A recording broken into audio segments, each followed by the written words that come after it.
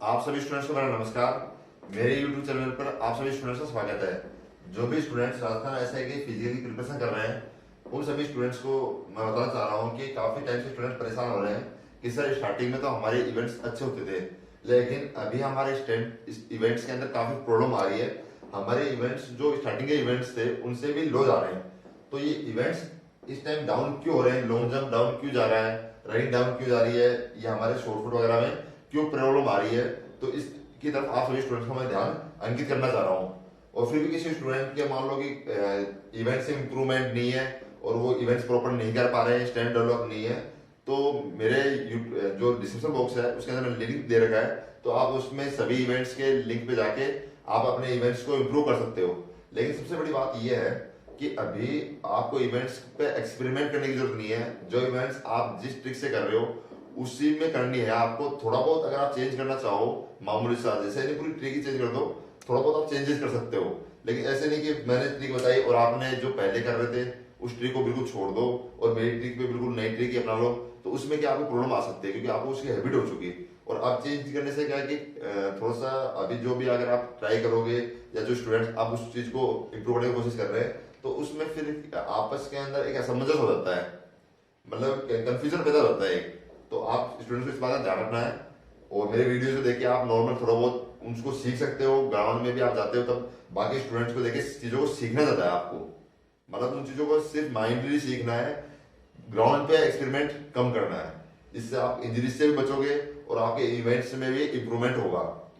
तो हम टाइम खराब ना करते हुए हमारे मेन जो पर्पज है उस पर आते हैं।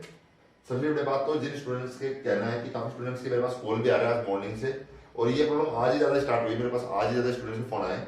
तो आप स्टूडेंट को बताना चाह रहा हूँ कि मैं ये जो लॉन्ग जंप है ना आपका, लॉन्ग जंप स्टूडेंट कह रहे हैं पहले आप 9 फुट आता था, अब 8 फुट ही आ रहा है। पहले मेरा 15 फुट आता था, अब मेरा 14 फुट ही आ रहा है। तो इसका मेन रीजन क्या है कि एक्चुअली आपके एक तो एडी के पीछे की जो हड्डी होती है, जो मेन बोन होती है एडी के पीछे, ये हमारा पैर है, ये जो बोन है इसके अंदर आपके पेन हो रहा है इस वजह से।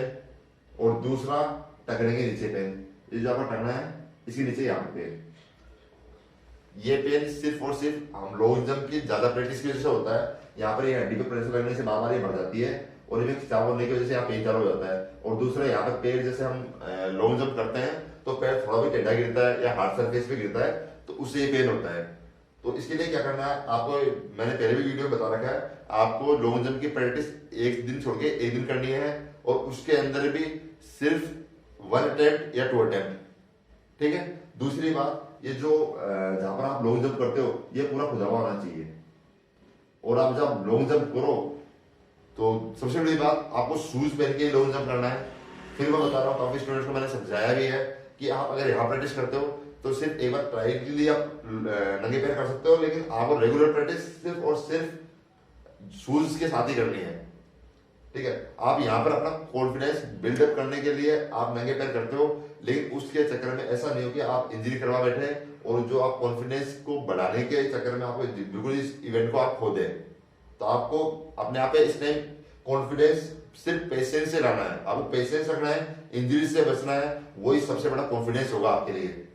दूसरा, इसको इतना खोद के रखना है, जहां पर भी आप करते हो इतने खोद के रखें इसको, और इतना खुदा होना चाहिए कि जब आप जंप करो ना तो आपका पूरा का पूरा शूज मिट्टी के अंदर चला जाए, ठीक है। तो ये इतना इतना सरफेस पूरा मिट्टी के अंदर जाना चाहिए, इतना खुदा होना चाहिए।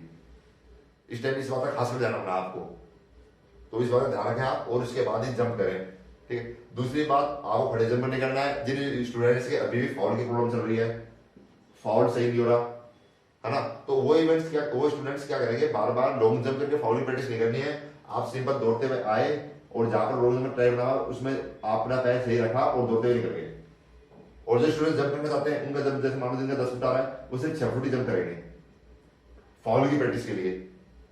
आप हाइट लेनी हो आप तो हाइट के लिए भी आप नॉर्मल हाइट लिया आपने, जंप हाइट पीछे टच किए और 6 फुट जंप कर लिया, बस सफिशियंट है। बॉयज है तो बॉयज ने 10 फुट जंप कर लिया, सफिशियंट है। ऐसे नहीं आप पूरी स्पीड से भाग के आओ और आप 14 फुट ही जंप करो, ठीक है।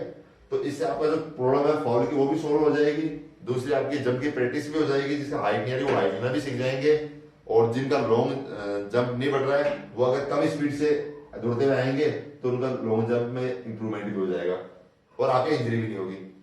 तो इस बात का आपको ध्यान रखना है और इससे कंफर्म है। अगर आपको दूसरी बात, जिनके ज्यादा पेन है, जिनकी बिल्कुल ज्यादा इंजरी हो रही है, उनको अपने आसपास में कोई पट्टी करने वाला हो तो उसे जाके वो उनके पास कोई वो दवाई दवाई वगैरह होती है तो आपको पट्टी करवानी है। तो पट्टी से आपको पट्टी करवा के 2 दिन कंप्लीट रेस्ट लेना है। जिनका मान लो 13 को या 12 को फिजिकल नहीं है, उनको कंप्लीट रेस्ट लेना है।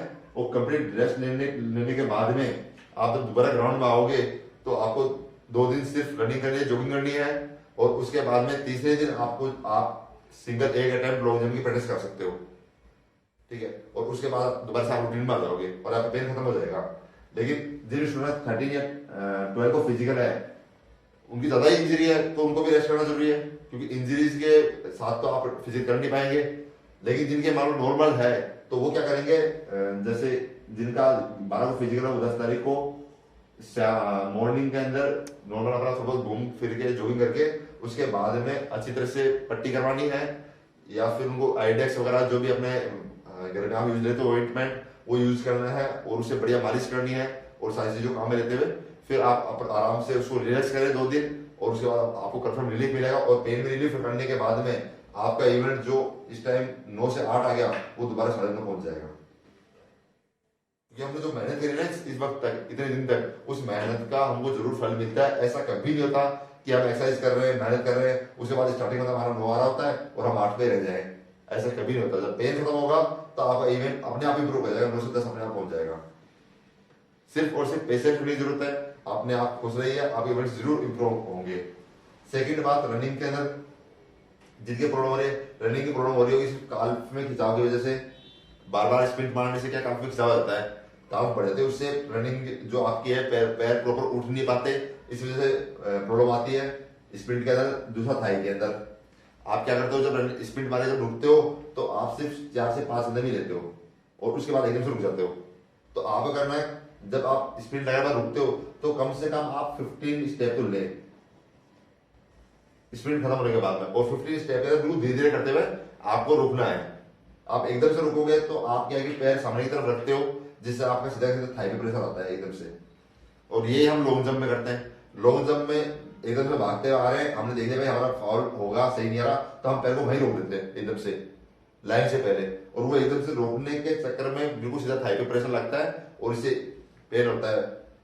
थर्ड बात, जो लॉन्ग जंप करते हैं पैर को बिल्कुल घुटने फोल्ड नहीं करते। आपको जब भी लॉन्ग जंप करते हो, जब लैंड करते हो, तो आपको ये घुटने फोल्ड करना है ऐसे, इस तरह से, और बॉडी को आगे तरफ झुकाना है, जिससे आप क्या पीछे भी नहीं गिरोगे, आगे तरफ गिर जाओगे और आपको पेन भी नहीं होगा। पेन घुटनों में डाइवर्ट हो जाएगा जॉइंट के अंदर, ठीक है।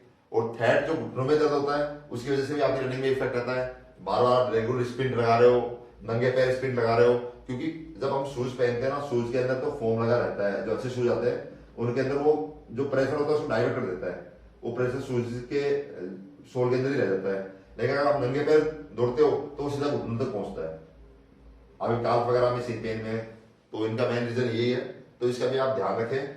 अगर इनका भी बराबर, जैसे पहले मैंने बताया, जिनको ज्यादा प्रॉब्लम है वो 2 दिन का रेस्ट करेंगे कंप्लीट पट्टी करवा के, और साथ में आइडेक्स वगैरह जो भी यूज करने हो तो आप ऑइंटमेंट वगैरह यूज करेंगे, और उसके बाद दोबारा से ग्राउंड पे आएंगे और अपने इवेंट स्टार्ट करेंगे।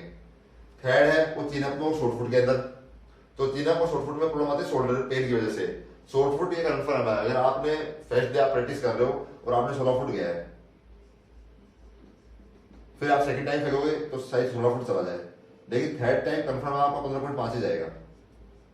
उसके बाद आप जितने बार फेंक लो आप डाउन डाउन जाएगा, ठीक है। और थोड़ा रेस्ट लेके फेंकोगे तो दोबारा जा सकता है, लेकिन उस दिन ये बहुत कम चांस होते हैं, फिर ये 16 से 15 आ जाएगा, ठीक है। तो इसलिए शॉर्ट फुट के आप कम प्रैक्टिस करें। अगर आपका 16 फुट जा रहा है तो उसको एक बार ही फेंके, 15 फुट जा रहा है तो भी एक बार ही करें, सिर्फ दिन में एक बार ही करना है इसको, इससे आपको रिलीफ मिलेगा। कुछ स्टूडेंट क्या है एकदम से फेंकने की ट्रिक का पता नहीं होता और हाथ झटका दे देते हैं, इस वजह से शोल्डर पेन होने के चांस रहते हैं। तो शोल्डर पेन आपको मैं बता दूं, शोल्डर पेन बहुत ही इंजरी डेंजरस होती है, तो इससे आप जितना बच के रहेंगे उतना सही रहेगा।